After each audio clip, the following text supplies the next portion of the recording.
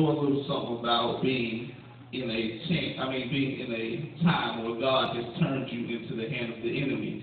That is when you are vulnerable to everything, which means everything that you try to do does not work because everything you do is failing. The Bible tells us in James 1:8 that a double-minded man is unstable in all his ways.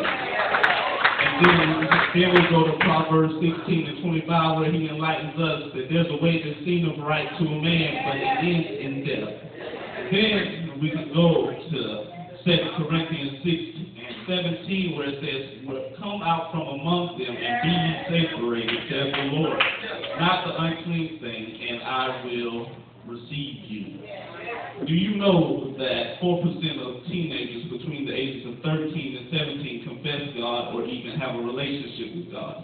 1 out of 3 teenagers are alcoholics. 1 out of 4 teenagers are addicted to illegal drugs. 8,000 teenagers are diagnosed with the STD on a daily basis. 1 out of 7 girls are taken advantage of. 9 out of 10 teenagers are addicted to online pornography. 1 out of 4 teenagers have an STD. 1 out of 5 teenagers contemplate suicide.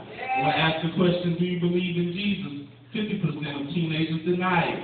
This very moment, 27 million people are trapped in modern-day slavery, from girls and boys for sexual exploitation to children abuse in factories, to men and women trapped as bombs, labor slaves, and countless other horrific abuses.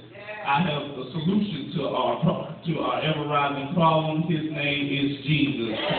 And you might not know him as Jesus, but you might know him as Prince of Peace. You might not know him as Prince of Peace, but you might know him as Mighty God. You might not know him as Mighty God, but you might know him as Everlasting Savior. His name is Emmanuel. His name is Jesus. Turn to your neighbor and say, Jesus, save our generation. Don't say that. Say that to you. Say that. Don't say that. Don't say that to your neighbors. Just say it.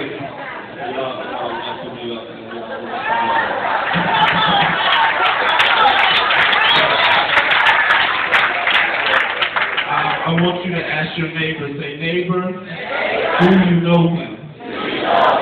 Don't be modest. Don't be shy. Don't be deep. If you don't know him, tell your neighbor, I don't know who he's talking about.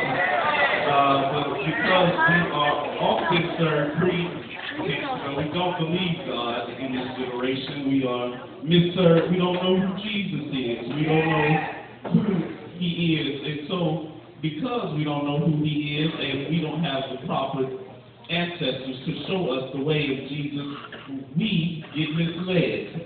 But then we come and when we reach verse 15, it says, they went out and the Lord delivered them into the hand of the enemy. But nevertheless, the Lord raised up judges who delivered them out of the enemy. I want you to come real quick. Y'all 4 people stand up real quick. And I'm going to get this in. Come on, real quick. You stand right there. And y'all 4 get up for me, please. Nothing too deep. We're just going to do this real quick. And what happens is the Lord sends the judges to tell the generation about Jesus. When he sends he